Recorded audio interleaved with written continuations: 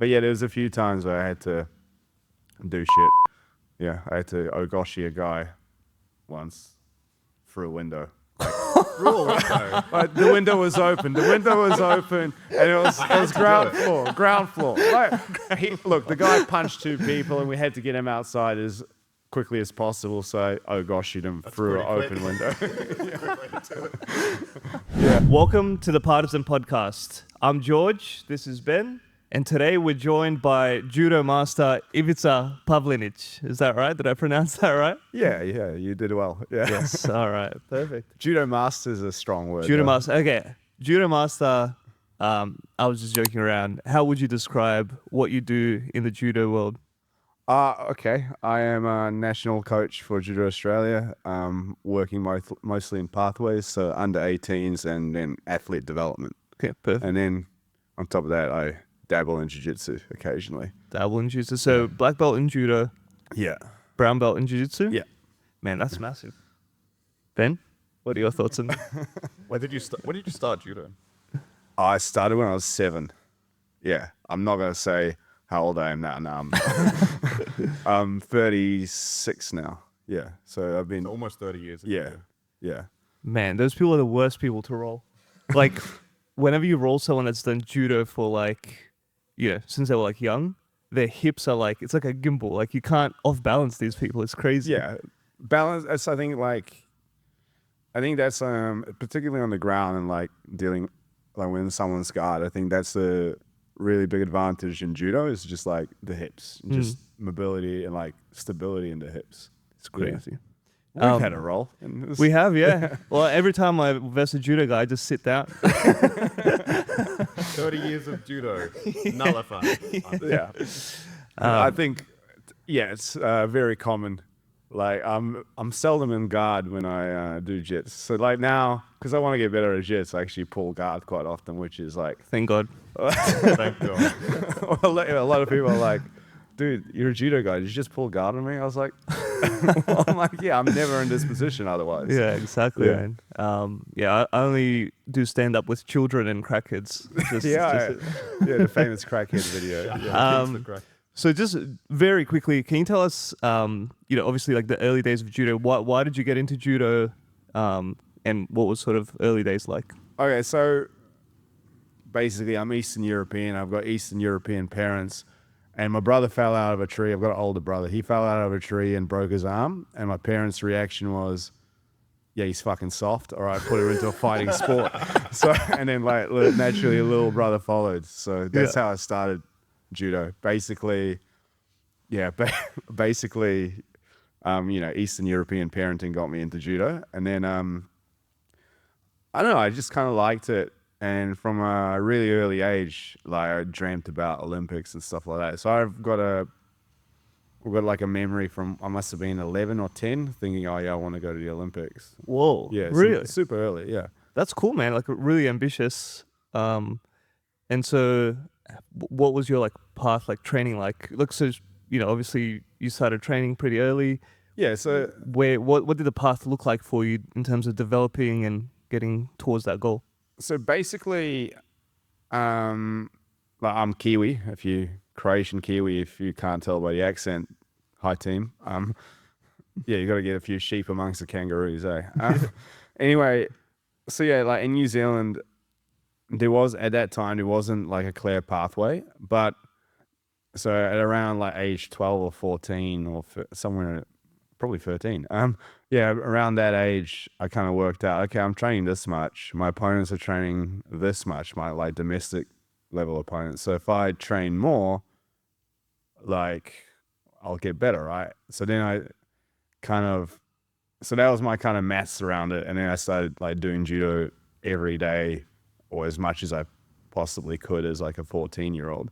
There was still like very little structure in terms of Judo New Zealand at that time. Like, had some good national coaches, but it wasn't like they were feeding me strength and conditioning programs or anything like that.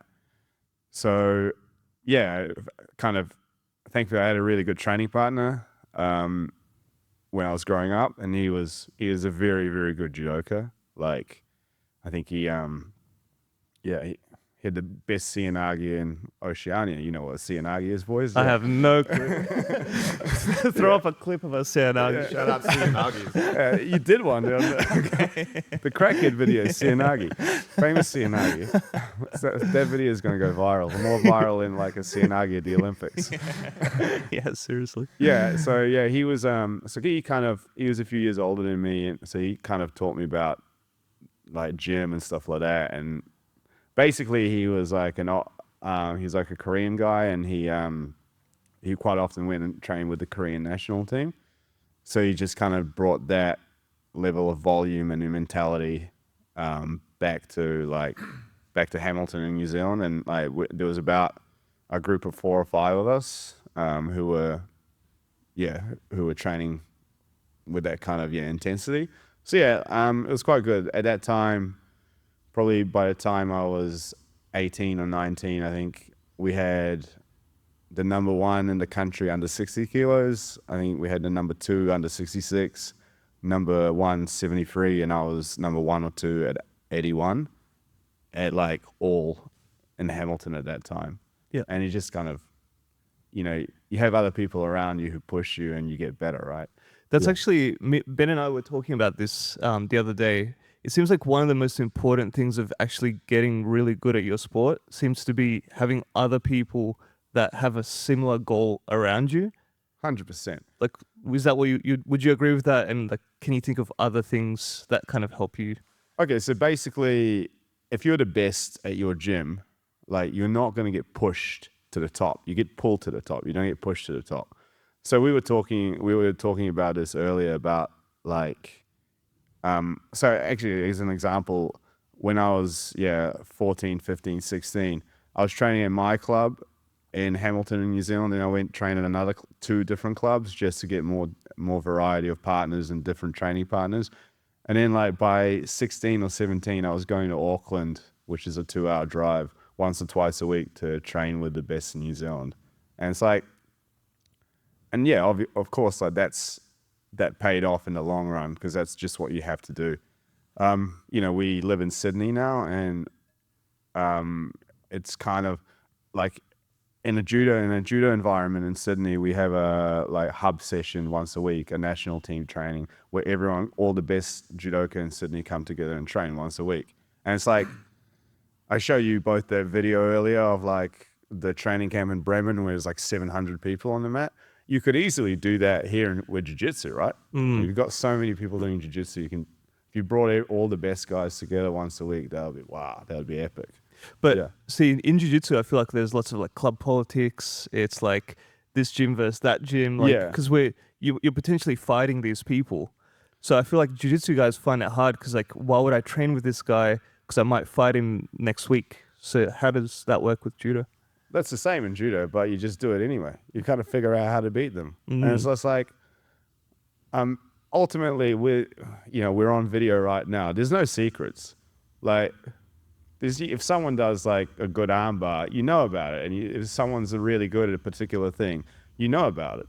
So like, like this morning I had to watch some judo video because one of my athletes is competing. And yeah, she's fighting Rafaela Silva, who's like won an Olympics. And it's just like, okay, so I watch videos of Rafaela Silva, and you kind of go, okay, how can I match this person? But it's like, but you often like at training, you can experiment with that person. So if you're going to fight them, go experiment. And okay, that didn't work. Yeah, they armbarred me because I tried this. Okay, so I won't do it in competition. So it goes both ways, right? You can find out what works and what doesn't work. Yeah. Do you think it's having the Olympics as quite a lofty goal for a lot of these judoka? That's the reason between some of the cultural differences between jiu-jitsu and judo. So in jiu-jitsu, we might be looking at a local tournament, a grappling industries. But in judo, it seems like if most people are focused on that international Olympic level, you kind of work as a New Zealand team. Yeah. So essentially, yeah. So like, for example, because we have a national team in Australia, so ultimately the goal is for Australians to do well internationally. So we build athletes at a club level or a state level, but regardless of what club they are, we want them to do well when they're fighting overseas. So I think that there is a aspect to that. Whereas in jiu-jitsu, when you're fighting internationally, you're still just representing your gym. You're not representing your country as much. So that's like, I think 2 reasons for that. One, there's not one global, like, international federation for jits. It's like you've got so many different, so many different entities running competitions and stuff. So that's one problem. And then I don't know if it's a problem. It's just different. Like, and then the other thing is, you don't have a national team. Like you could do that though. You could just go, all the gyms and schools go together. Okay, this is our national coach. This person is going to run our national program, but it's not going to happen.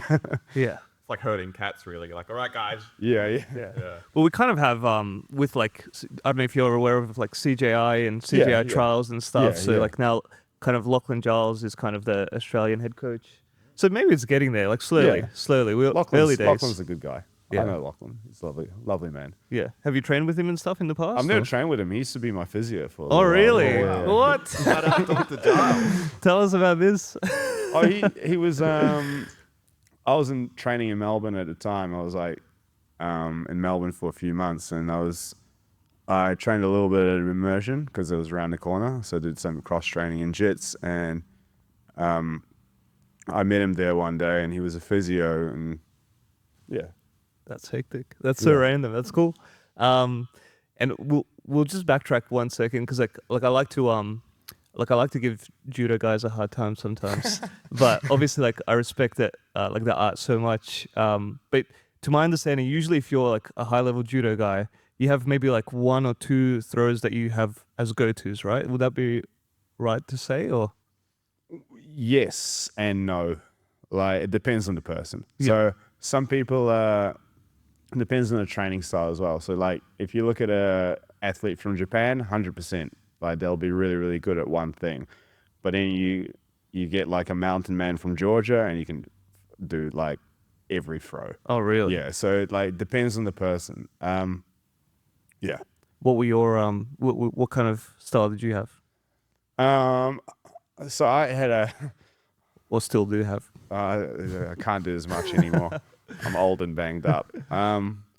So basically, like I fought 2 different ways. I fought like standard left-handed, so normal like collar sleeve grip as a left-hander, or I would fight if I was, or like a Korean grip, which is like a right-handed Korean grip, which is like a collar and top grip together. That makes sense. It's kind of like that. You'll need to send us videos of this. We're dumb jiu-jitsu guys, brain. We'll run a clip. Yeah, and then and also like I did like a cross grip thing, which like we like essentially an arm drag in judo, arm drag and hand around the back. Yeah. So those like the 3 positions I kind of fought at. And what kind of throws do those usually lead to? What was your sort of highest percentage? I think Kataguruma fireman's carry roll. I think I was quite successful at that. I got an ippon at World Championships with that. Ippon's like when you throw someone on their back. That's sick. Yeah. So that Do you have was a video of this? Yeah, I can. It's on Run the YouTube. clip. It's on YouTube. Hell yeah. I can send you that. Yes, that was probably my number 1 technique, but also like depends on who you're fighting. So I found like when I was fighting in Oceania, my Tomonagi, the one where you lie down, it's just essentially a guard pull while you're throwing the person. It's kind of a guard pull, yeah, but like, yeah, so that was really successful here, but then the Kataguruma, the fireman's carry roll was really successful in like Europe. So it depends on styles and matching up different styles between different people as well. Yeah. Makes sense. Yeah. And so going forwards again, you mentioned I'll misquote this, but you're the under 18s Australian male head coach for judo, is that right? Yes, I'm one of the under 18s national coaches. Yeah. And you're sort of also in charge for some of the country in terms of athlete development or young athlete development. Yeah. So there's essentially I go to 3 of the states and work with the coaches and with the state team for athlete development. And so you're also obviously in the jiu-jitsu world now. Can you tell us a little bit about what you see sort of at the highest levels in terms of judos, developing young athletes, what we can learn from you guys essentially, or not you guys, but from you and your expertise? So there's a few things. Like one is volume, like training volume. I think a lot of people think they're training hard, but they're not actually training hard. So I think that's one thing. Like, to be honest, in jiu-jitsu, because it doesn't hurt as much, you don't get as injured. I think you can actually like do higher volume on the mat. So you quite often like you see strength and conditioning for judoka, and it's really, really high. I still think that, I think BJJ people tend to neglect strength and conditioning. They don't go to the gym, they just roll and things like that, which I think everyone should go to the gym. You're trying to say strength and muscle helps in sports? Yeah. I mean, like, if you're Hold constant, on a second. Wait.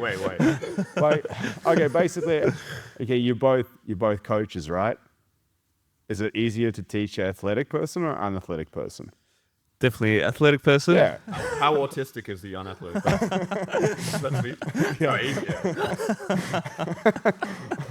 But like, so that's basically, if someone's athletic, it's easier to teach them a sport.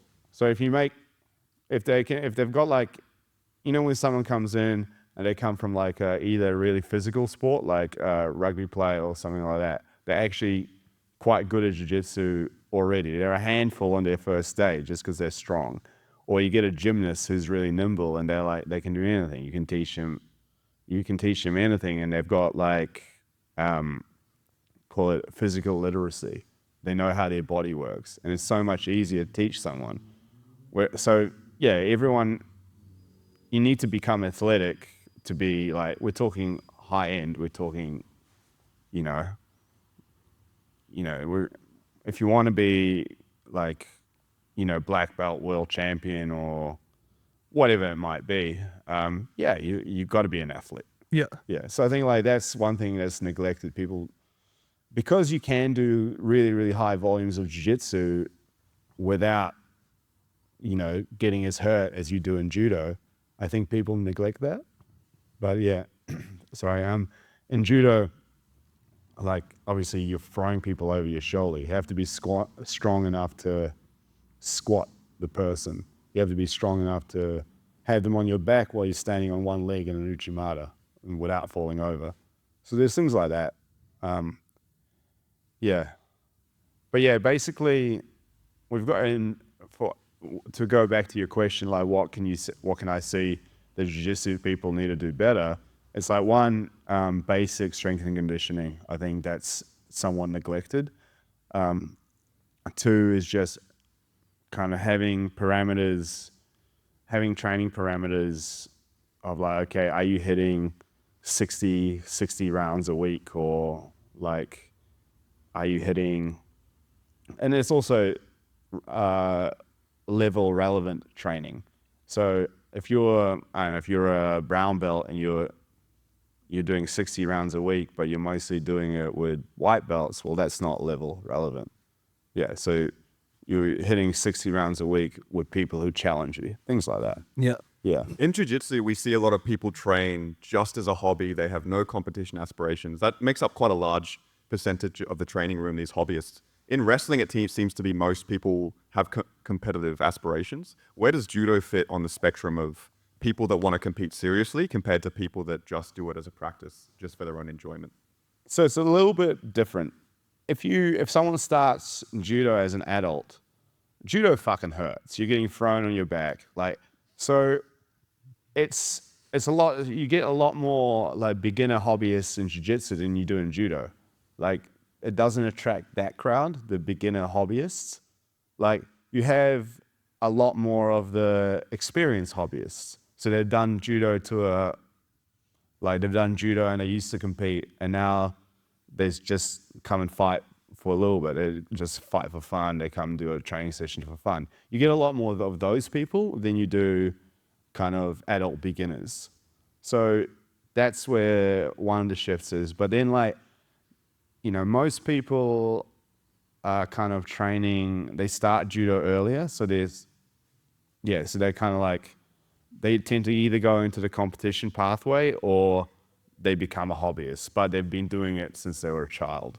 Does that kind of answer your question? It does. Yeah. That's very fair. And so, what is it like being a judoka? Pretty much lifelong judoka. Is your body just destroyed constantly, or how does that work? I'm a walking medical journal. Yeah. Look, I've got a few knocks, like, and I get excited. So on Wednesday, I was at a judo session, like national team training. I wanted to fight a few people, and I got excited, and like now my shoulder, I can barely lift my shoulder up. Yeah. So yeah, age is a motherfucker, but yeah. How do you manage that? Like, how do you stay on the mats? I go to the gym. Wait. Whoa. Stop the podcast. I'd love to know the difference between the progression of belts compared to jiu-jitsu to judo. How did judoka get promoted? What's the standard like of a black belt? What's that journey like? Honestly, it varies. I think I've only ever come across maybe 1 or 2 black belts in BJJ who weren't class, whereas like in judo, quite often, albeit I must say that I've kind of come across a lot more judo black belts, but I've come across like a few. Quite often you come across a judo black belt and you're like, hang on a minute, you actually, you know all the techniques as well, but you don't fundamentally understand the biomechanics of what's happening. That's quite like, yeah. So I think part of it, yes, there's a little bit of that in judo, but mostly a black belt is decent, but there's sometimes you go, hang on a minute, like, but you also like, I'm not a normal judo black belt as well. Like, let's be honest, I coach the national team for a reason, right? So like, there is that part of it. So my expectations on other black belts are probably a little bit skewed. Like, most black belts are just club level people who've just kept going for a while, right? How long can you expect it to take to get a judo black belt on average? I think it takes about 10 years, which is like the same. Oh, really? I thought it was shorter for some reason. In Japan, it's shorter, so I think that's where that kind of myth comes from. In Japan, you kind of like go, they've got like a monthly grading system where you go, and if you win 3 fights in a row, you do like 3 sets of a kata and you're given a black belt. So sometimes in Japan, you go to like a university or like a high school and they're all wearing black belts, but they're high school kids. Right. Yeah. And so it's just different. And changes from country to country. Some countries like Japan, everyone's a black belt, but then you've got absolute demons at the top. Whereas other countries, they've probably got a really harsh, strenuous kind of grading system. Australia is quite hard to get a black belt, to be honest. How did you progress through your belts? Was it, XYZ amount of competitions you had to do or wins in competition? So yeah, or is it just time? Basically, as a brown belt, you have to collect points. So if you beat another brown belt, you get 10 points. When you get 100, that makes you eligible to go for a black belt grading. That's how the system works in Australia and New Zealand where I grew up. But in New Zealand, it's a little bit different. You had this thing called a Batsugan, which is like if you beat brown belts and black belts by ippon in a row in competition, they would just give you a belt. So I think I had like 6 or 7 like ippon wins in a row against brown belts and black belts. So they just gave me my black belt. Damn, that's sick. That's cool. Yeah. That's like a legit way to get your black belt. That's so sick. Yeah, but then sometimes like they organize Batsugans and then people make deals and shit, so it's a little bit dodgy. But mine was like, take the fall. That's why, honestly, I think that's why they stopped doing it. Wow. But like, no way. Yeah, people are smart. They found ways to rig every system. Mine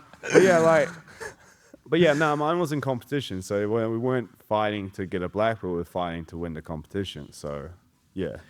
And what are your thoughts? You mentioned before you think it's sort of jiu-jitsu belt system is pretty solid. You wouldn't change it in any way, or?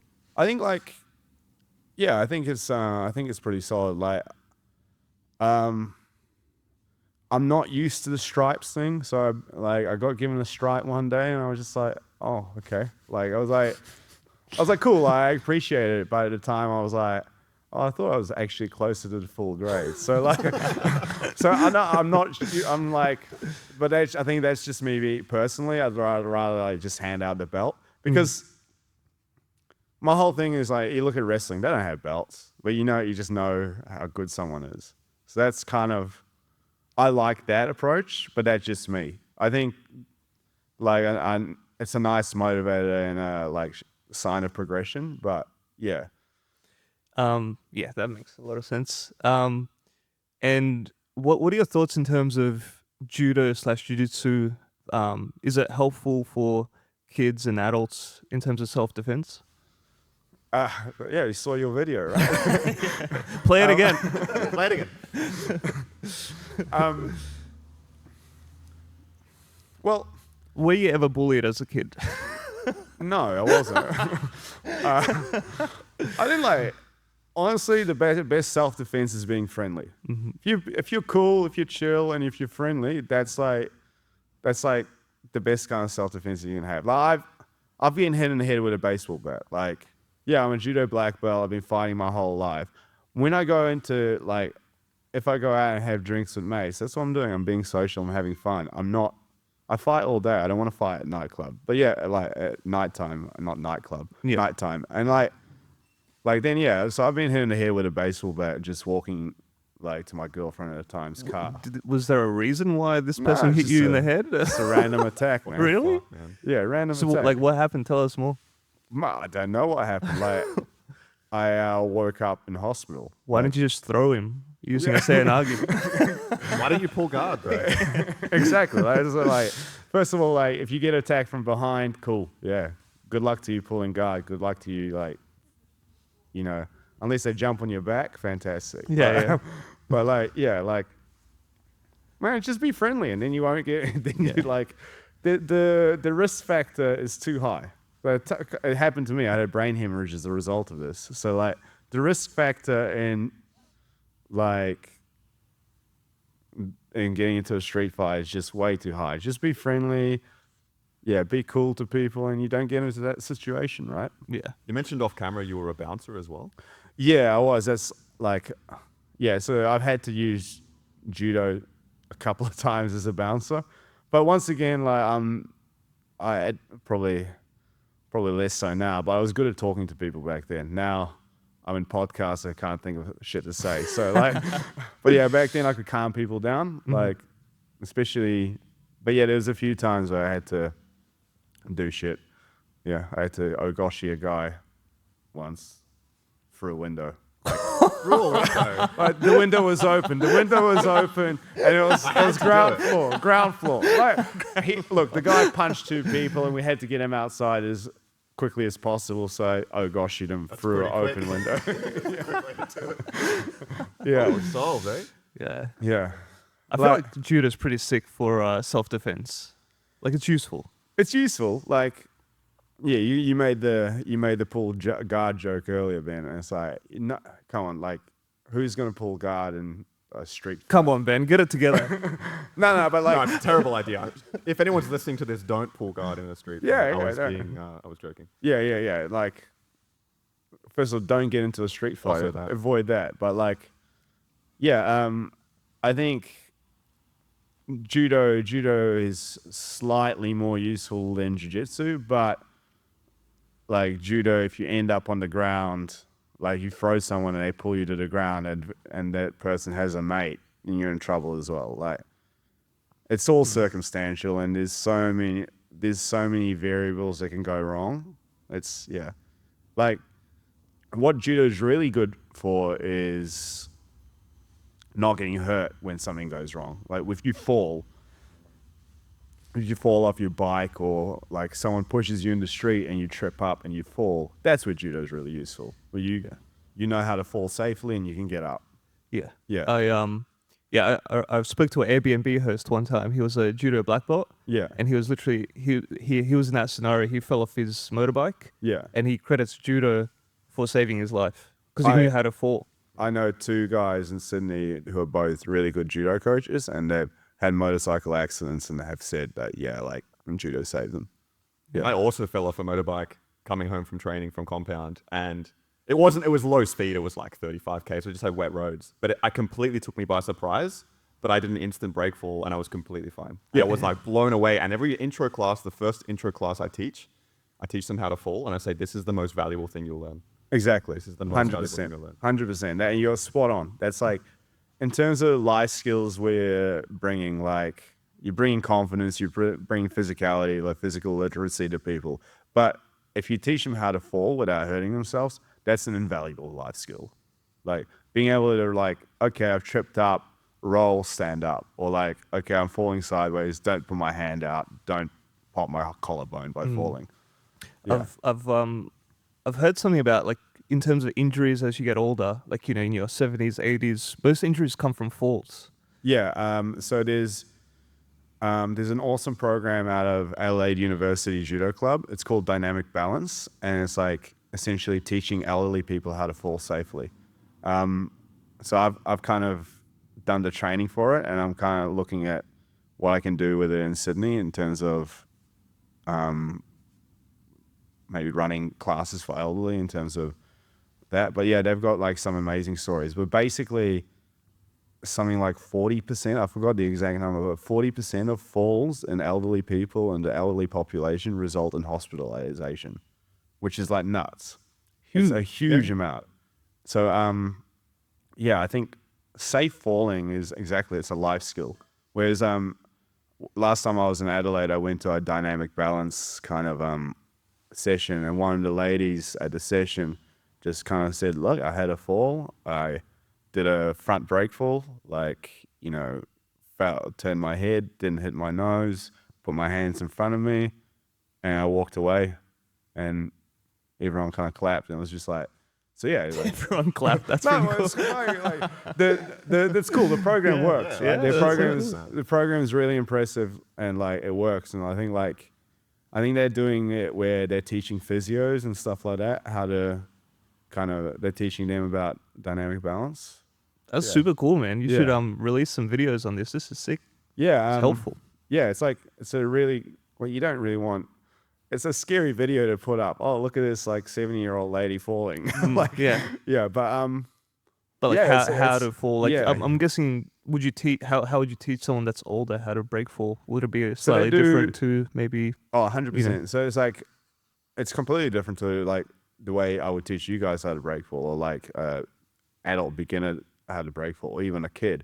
Because in judo, you fall with speed, and there's velocity, there's power. So when you teach break falls, you teach it under velocity and power. Whereas the main aspect in teaching an elderly person how to fall is control. Because obviously they're not going to be falling, they're not going to be getting thrown.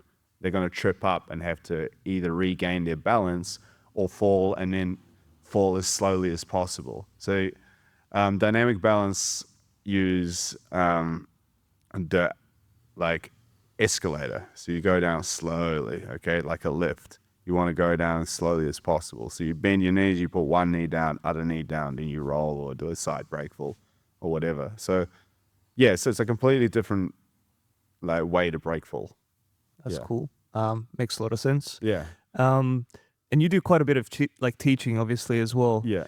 Can you talk to us a little bit about what you see in terms of how do you teach maybe younger people under 18 versus people over 18? Like what differences do you see? How do you sort of approach and think about teaching different age groups? Yeah, well, okay, up to a certain age, the under 18s I kind of coach at this point. Most of the under 18s, kind of between 15 and 18, they're all competitors. So I actually swear at them and push them hard because they all compete and they've got lofty goals, right? So if people have lofty goals, you can push them as hard as you want, without hitting them with a stick. Don't do that. But yeah. But then in terms of underneath that age group, it's kind of if you're talking real kids, between 7 and 15, for example. It's a lot of fun. And it's like I'm sure you guys, haven't heard you guys talk about ecological training, but I think that's like perfect for kids. Give them a little goal that kind of teaches like lots of games-based teaching. So like hopefully to figure out the skill just by playing the game. Whereas adults is, most adults who come up to me, they're there to learn judo, so they're focused anyway. So I can happily teach a technique, if that makes sense. Yeah. Does that answer that? Yeah, it makes sense. So with kids, they've got shorter attention spans. Oh, man. They're just brought here by their parents. Just give them games, and then through those games, they'll figure it out, sort of thing. And basically keep it busy. So I play music mostly when I'm coaching kids. I like music, and like a general song is 3 or 4 minutes. If I hear the song finish, I'll change the drill. Because that's like, okay, that's their attention span gone. Next song. Yeah. How are we teaching these kids that are like really want to make it, like have lofty goals? Is there music in the class? How do you punish them as much as possible? Like, what does this training look like? I'd love to hear it. Okay, so basically, it's it's not the Marines. It's like it's still it's a judo class. So basically, how I like to run a class is we do foot sweeps for a warm up, like walking down the mat, coordination drilling, so just hitting feet, a few different exercises like that. I don't need to run around. You know how a lot of judo clubs, jiu-jitsu places, they go for a run for a warm up. I was like, okay, like you can do that at a run club. Like, no, I don't need. I've got a limited amount of time on the mat. I'm going to use it the best I can. So generally, I'll start with foot sweep drills because it develops coordination. They're not throwing; they're just hitting the feet. Develops coordination and technique. From there, I'll go into some gymnastics, turn them into athletes. So they're doing cartwheels, backflips if they can, walking on their hands, shit like that. And then from there, we'll go into probably 15 minutes of specific technical work on either like a certain position or a grip, or sometimes it's just like 15 minutes work on whatever you're working on. And then they'll go into fighting. And when they fight, I tend to, it's different at a club level or national level. National level, everyone comes together and you've got a variety of partners and everyone, you just let them fight.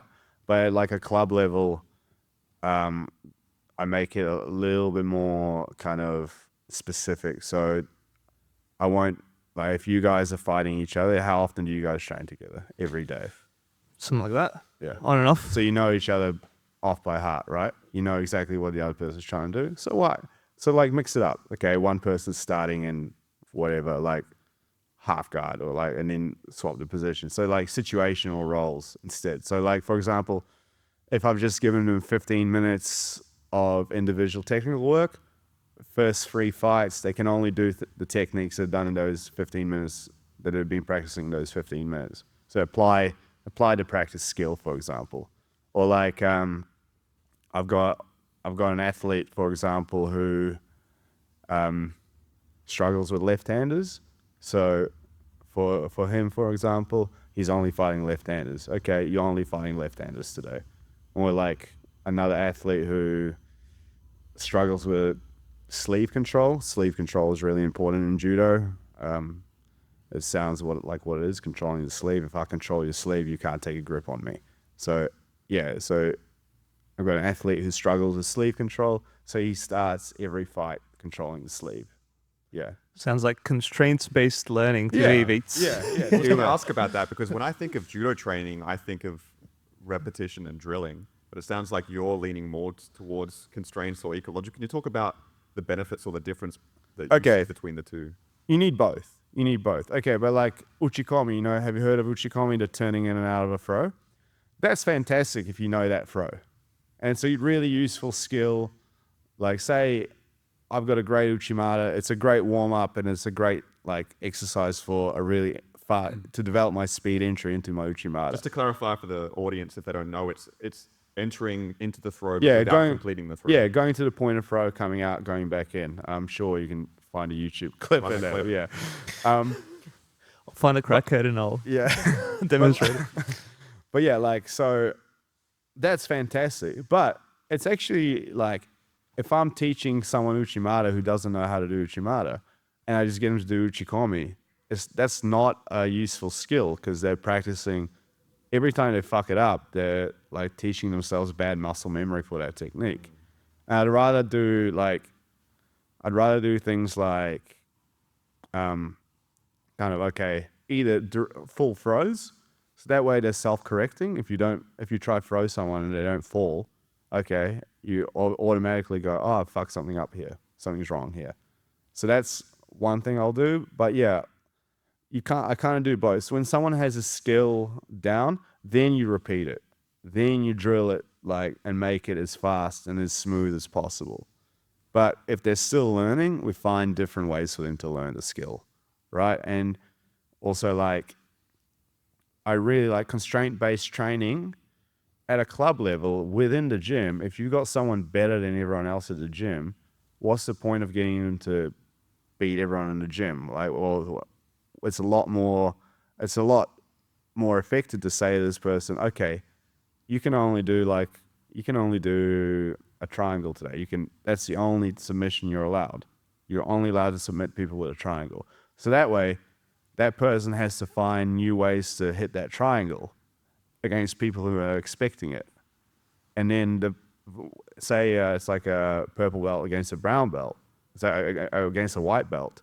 Then the purple belt has to go, they'll hit it a few times, and then the white belt figures out, okay, I'm doing this, and if I do this, he gets me in a triangle. So they stop doing that. So they've kind of they've learned a way to avoid it, and then the purple belt has to go find a new way to create it. So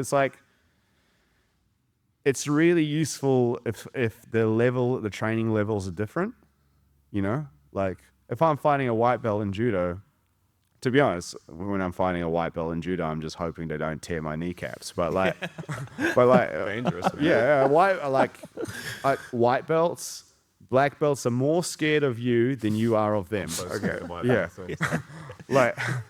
and it's but yeah, if I'm training with a white belt, I don't need to throw them 50 times with, I don't need to kaguruma them 50 times. I'll just say, okay, okay, I'm only doing this. So exactly, I've got a session with an athlete this afternoon, and she's got to work on a few specific things. She's a Paralympian. She's great, very focused, good athlete. And yes, but obviously, if I fight her at my best, I'll just throw her over and over. Whereas is that conducive to her learning? Not really. Yeah. Yeah. So it's sick highlight reels for Instagram. This guy's all about the social media. I love it. Eyes on the prize. I love it. Yeah. Obviously, so you coach a number of athletes. I guess what I see in the jiu-jitsu community, there's a bunch of athletes. It's a bit less sort of a professional sort of approach in jiu-jitsu.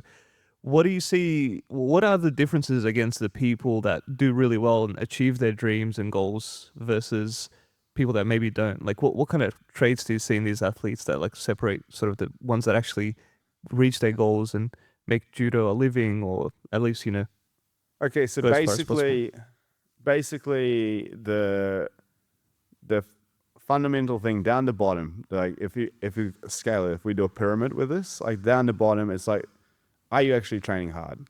Training volume has to be high, and that's a non-negotiable. You have to be training fucking hard. You need to be wake up and go, oh, I'm so sore every morning. And if you're not doing that, if you're not waking up and being super sore and tired every morning, then you're not training hard enough. And that's just a fact of life. So if you don't have the hard work part down, then that's nothing's going to happen for you.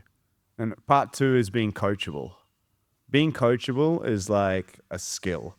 If someone's not coachable, if you give them feedback and they could take it as criticism, that's, they're just, it's no, this is I'm working to help you. And if you don't take the help, okay, good luck. And then so yeah, fundamentally those two things, most people at the level that we're talking, most people have those two things. After that, it's the 1% detail-y stuff. Like training diary is a simple one. Like Excel spreadsheets with your opponent on it. That's simple. Like, positive mindset. Are you trying to be like, if you have a bad session, do you like crawl into a ball and are you depressed about it, or do you just go put it behind you and focus on the next goal? Things like that. Like, yeah. Tell me about the Excel spreadsheet. Well, it's not rocket science, okay? Like, It is for us, I've man. never heard of anyone using an Excel spreadsheet for training, so... Well, for your afterwards. opponents, right? Yeah, so like, okay, so you have like, okay, I've trained with George. Okay, tap me out with this. I'll write it down. Okay, so next time before training, I go look at my Excel spreadsheet and go, okay, last time you tapped me out with this, this, and this. How am I going to stop it? Really? You've got a catalog of all your training partners. Like more, it's Or- yeah, you or can do it. opponents. Or You do it for opponents, training rather. partners, but more competitors. Like, Competitors. okay, I'm fighting Ben at the next comp. Okay, I notice he does whatever. Like, Jump on the back, crack Yeah. control. Yeah. Yeah, he likes to take the back, let's say. Yeah. So yeah, Ben likes to take the back. Okay, how can I stop him? But yeah, and you just have if you fight someone, write down what went well, what didn't go well, and then yeah. I had an athlete in Europe with me a few weeks ago, and he's got his phone out in between fights. And he's writing what the person did, how he fought them. Excellent. Really simple. Yeah. Really Have you simple, heard and of it's this like, before? I just know Jeremy Skinner had like a Excel spreadsheet before trials and all of his opponents, but I don't know to what detail he had it. I think like Dima and stuff do it. Some of the higher level guys do, yeah. well, like, so yeah, like I've got an athlete fighting in Pan America / Oceania tonight. So I've just gone through and looked at all her opponents the first few. Haven't gone through the whole division. I'm not going to watch video on 70 different athletes, or like, well, in her division there's 16 this weekend, but like in Europe you get like 70 in a division. I'm not going to watch video on 70 different people. I'm just going to watch the people as they go through and go, okay, and then you just match up. Okay, my athlete needs to do this to nullify that. Yeah, does that make sense? Yeah. Shout out Excel spreadsheets. Yeah. I'd love to know if there's any jiu-jitsu guys or girls listening that want to get better at judo-specific skills for jiu-jitsu. How do you recommend they go about doing that? Should they get a private lesson with a judo coach? Should they cross-train at a judo club? What should they do? I mean, depends on the judo club, but like, so some judo clubs are, I mean, if you're paying, they'll be happy to take you. But yeah, like, there's plenty of good judo coaches around. Privates are useful, but I think privates are like more a jiu-jitsu thing than a judo thing. I don't get, like, for me, most of my private clients are BJJ people, not judoka. Yeah. But like, yeah, privates help for sure. Like, because it's once again, it's constant feedback. Yeah. Shout out Judo to you. Is that Yeah, you on that's- Instagram? That's me on Insta. Yeah. Cheers. Follow it. If anyone wants to book private lessons with you, Veets, how should they do it? I just send me a message on Instagram, Judo to you. Instagram, Judo Yeah. to you. George, any questions before we wrap it up? Just to wrap it up, just keen to hear what you're a judo black belt, jiu-jitsu brown belt. Yeah. What are your sort of goals for this year or to the future? Anything you want to shout out? Your plans, goals, aspirations? What's sort of what are we looking forward to? So, like, not necessarily for this year. One day I'd love to have a BJJ black belt, but that's a while away. I'm cool with that. I'm taking my time. I'd also one day want to have my own gym, like have my own judo school. That's another little goal of mine. That's probably a big goal, not a little goal. And I want to coach an Olympic medalist. That's a big goal. That's what I want. Yeah. Hell yeah. Yeah. Fantastic. Veets, thank you so much for your time. Guys, thanks for listening. Like, comment, subscribe. Peace.